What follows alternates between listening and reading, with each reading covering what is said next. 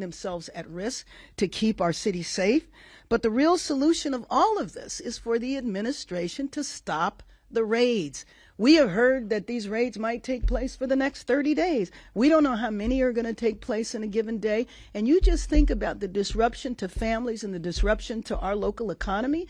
You might have a mother who goes to work in someone's home doing childcare or taking care of the household, a father who is the gardener or doing landscaping, people who are working in factories, and people without documents who are running small businesses, contributing to our economy in every step of the way. So I just want to conclude by saying we are 12 months away from the World Cup. We need the administration to help us prepare. They are talking about spending over $100 million with this deployment, which is why I say that I feel like we've all been in Los Angeles a part of a grand experiment to see what happens when the federal government decides they want to roll up on a state or roll up on a city and take over. So with that, I would open it up for questions, of which Zach will manage. Start with Josh and then go to Craig.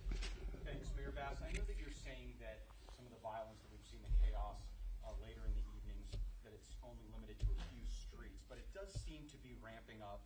There was a lot of looting last night spreading to other parts of downtown LA. I know you've said that the solution is to stop the raids, but the federal government has said that's not going to happen.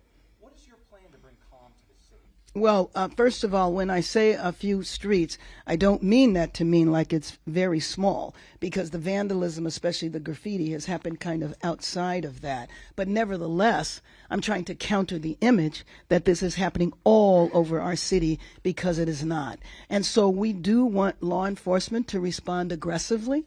Anybody that is out committing crimes are not doing it in solidarity with immigrants. They are doing the exact opposite. So we have to enforce the law here. I'm going to continue advocating with the federal government, though, to see how disruptive this is. But there needs to be a call that says this is unacceptable, and if you engage in this behavior, you will be prosecuted. Now, we're looking at things like curfews. We're looking at other aggressive response that we can have in case this violence breaks out again. Do you think there will be a curfew? And wouldn't you say that the LAPD is being aggressive?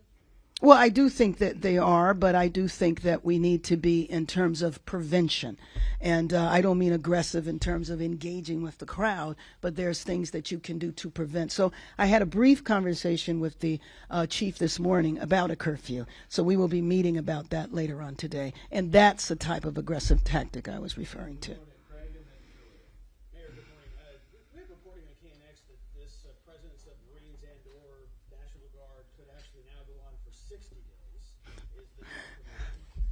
The new information this minute. Go ahead. Yes, and so your response to that, it seems like despite the calls from you and the governor, the answers are going in the opposite direction. Well, that doesn't mean that I will stop. You know that. I'm not going to give up. But on the other hand, you just said 60 days. Somebody else is going to say 30. Somebody's going to say 90. The bottom line is we don't know.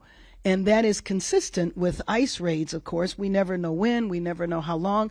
But that very notion creates such a terrible sense of fear in our city. And it's just not right to do that to a population who's trying to survive. We are a city of immigrants. Let me ask one follow-up. The price tags were put over at, I think, $130 million Right. for this deployment. Does the government, the federal government, at some point come back to the city for reimbursement of any part of this? No, I think that was money, as I understand it, that they were going to spend on the troop mobilization. Maybe that's what you're referring to. They don't need to spend it themselves. So I could not even imagine that they would come here and ask us to reimburse their unnecessary expense. Just imagine what we could do with $130 million in terms of preparing our city for the World Cup. Exactly. No, LA cannot afford it. Yes.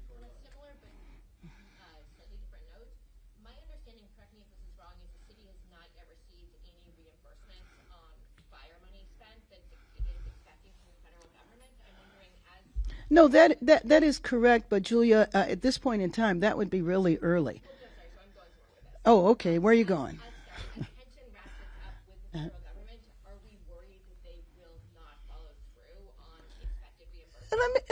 me just. I'm sorry. You finish? Yeah. Okay. I was worried about that before the ICE raids. I mean, that is a worry. I mean, the theme of the administration is uncertainty. And so I have been very hopeful, and you know this, in terms of the fires and the cooperation we receive from the federal government, working well with the administration, and now the pendulum has swung in a whole nother area. What would that mean for the city if that money isn't reimbursed? Well, you know what it would mean. I mean, you know that we came off of a very difficult budget year, but you also, it's very important to understand that it takes FEMA a long time. We're still looking for some reimbursements from COVID, and that didn't have anything to do with this administration. Madam Mayor, there are reports that LAUSD will deploy school police to set up safe zones around campus graduations amid the ICE raids. The superintendent did not rule out the potential for a standoff involving school police if federal officers attempted to enter the school or on campus. Have you been coordinating with LAPD? What sort of response? With LAPD? Uh-huh. With LAPD, would LAPD be a part of any response should the federal government invade? No, well, yeah, let me just say that I have been, a close coordination has not been necessary right now, but I have been in conversation with Superintendent Cavallo. We spoke the other day, and what he is deciding to do, I know he's deciding to protect the children. You know that a month ago or 2 months ago, ICE agents showed up to an elementary school to do a welfare check on some kids. It's very interesting that you would send federal officers in to check on elementary school kids. But I know he's also dealing with the fear from the parents. So, for example, at my grandson's school yesterday, there was ICE that was visible, and you have parents who are dropping off and picking up their kids. How do you think they feel? I mean, it's a sense of intimidation and fear that is just so unnecessary and so corrosive to our city. Is there a fear that this could be a confrontation between local law enforcement and the feds on school campuses? No. I can't imagine that there would be a conflict between local and federal police from the LAPD perspective.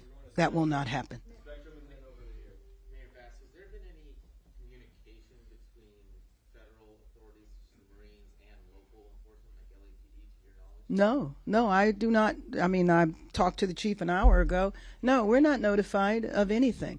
I will tell you that Saturday night, when there was definitely some vandalism downtown, not what happened in the morning, which was in Paramount, but downtown Saturday night, and the president tweeted out that it was because he sent in the National Guard that the violence was stopped. And he congratulated the National Guard on Saturday. The National Guard didn't arrive in the city until Sunday. Mayor Bass, two questions. The president in the Oval Office said that he is taking credit for stopping the violence in Los Angeles, and by extension, by sending the National Guard. And the second question, he also is calling some of the people looting paid agitators. Do we have any indication that that's actually the case? Absolutely not. I mean, my guess is that you have social media phenomena that calls for parties, that calls for street takeovers, and I think it's in the same vein. What I do believe very strongly is that the groups that are vandalizing downtown are not a part of the immigrant rights movement, are not concerned about immigrants, are concerned about wreaking havoc, and are immigrant rights organizations that have been institutions, well-established, well-respected institutions in our city for decades, are used to doing protests. They are very well organized and coordinated, and they don't tolerate the violence. Yesterday's demonstration that was put on by labor, especially in solidarity with David Huerta, they had a system there where they wouldn't let people in a certain area if they had a mask on. My point is that we know how to take care of these issues ourselves. And then when you said about how the reason why, things have gotten under control because of the National Guard, I gave you an example where the National Guard wasn't even here, and he was tweeting that out. The other thing is that if you want to know what the National Guard is doing, drive by the Federal Building. They are stationary at the Federal Building, protecting the building. They are not out doing crowd control or anything like that. So I don't know how he could say that the National Guard is who saved the day. Who saved the day are our local law enforcement agencies.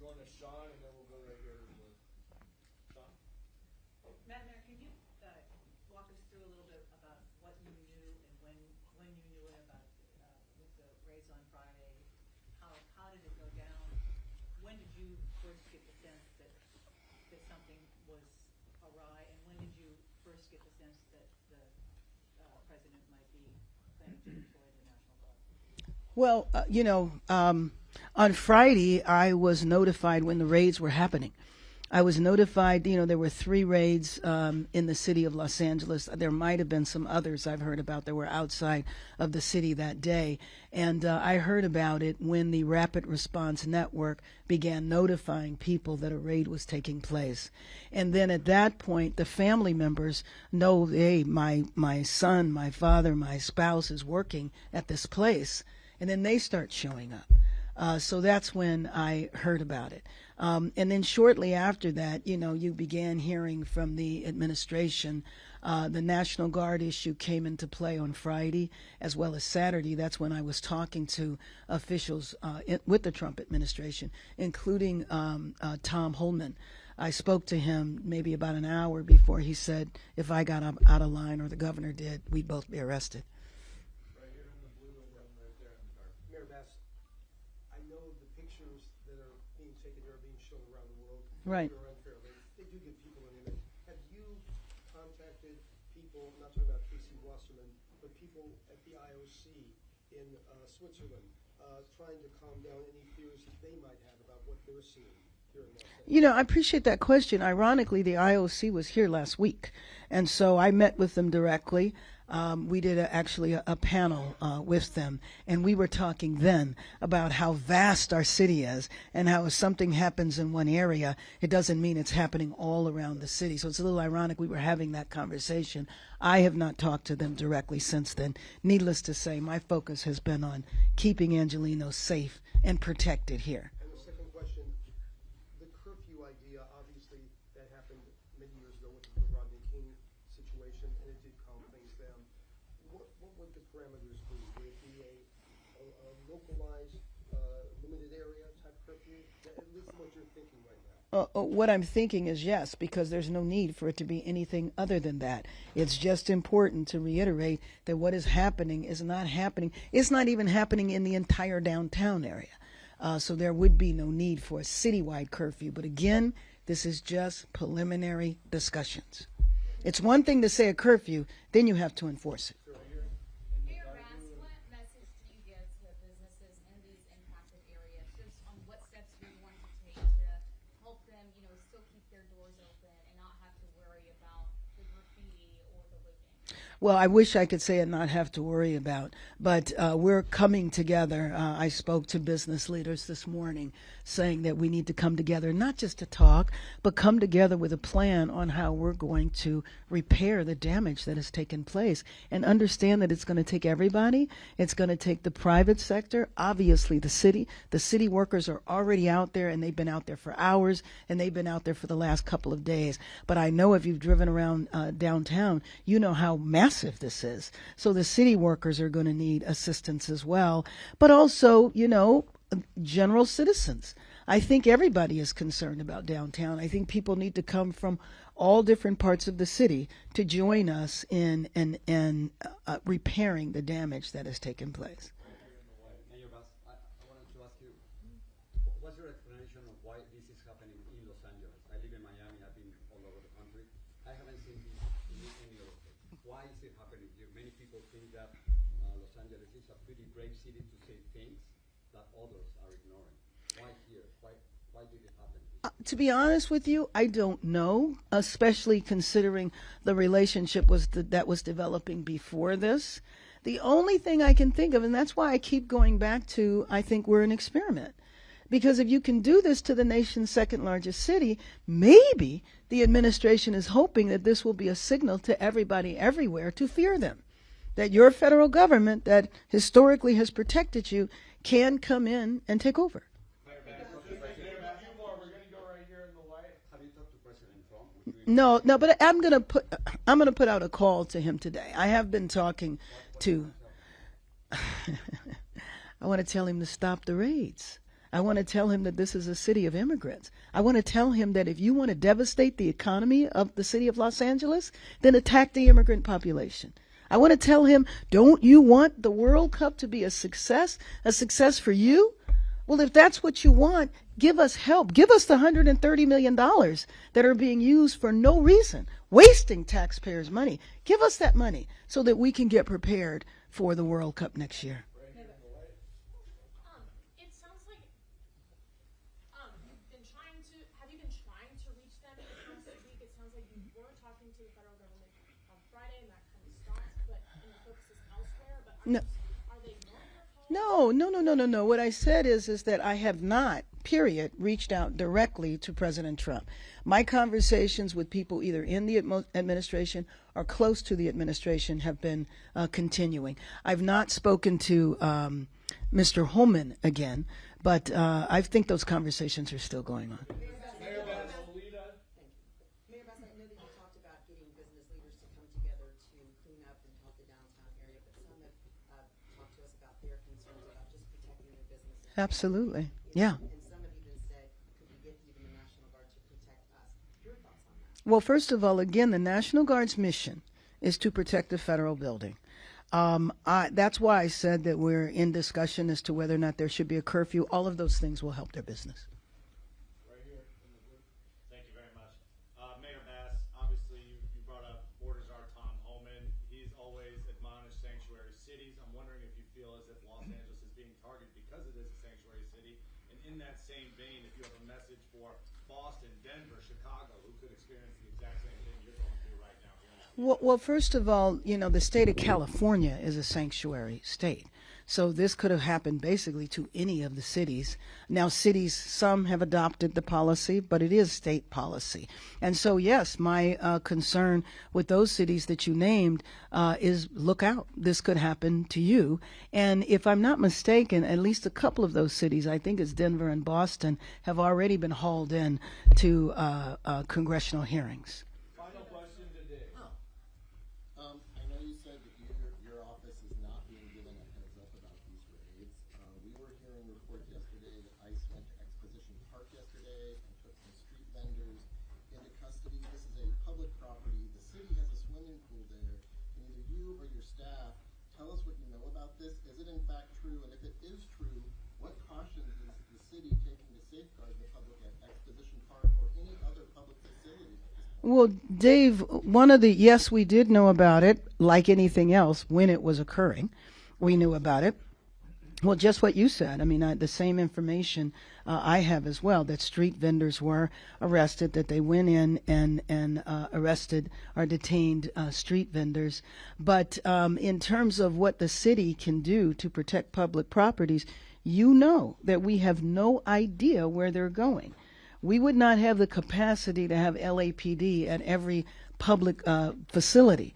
And so I was in a room yesterday morning, meeting with the immigrant rights organizations, and all of a sudden everybody's cell phones started blowing up. That's when we all heard about a raid that was taking place in Whittier. So part of the uncertainty and the instability that this creates is that we don't know. It's kind of like whack-a-mole. So if the city hears of something, they will go to it, but there is no capacity that we could monitor all of the public facilities. But for our understanding, for example, if ICE shows up at the city side, the aquatic center, whatever, does the city ask them to produce a warrant? Do they ask if they have a warrant to go onto the property? Well, we can ask that, but at the end of the day, it would be very difficult for city staff to tell armed ICE agents that they can't come in somewhere.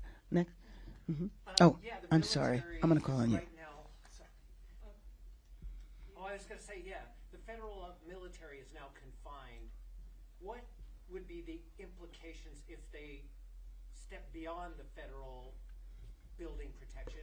And what would you tell those troops to think about before they took an order, or if they were ordered to do something like that? Well, I don't think I'm going to tell them. What I would tell them is go back and guard the building. That's what I would tell them. But obviously, I have no authority over federal troops. Well, what would be the implications for the city if? Well, the implication, it depends on what they would do. Again, there's nothing happening. So if they wanted to just march up and down the street, then that's one thing. But there's nothing going on right now. And when there is something going on, our law enforcement has the capacity to address it. Yes, wrap us up. Yeah, I wanted to ask you about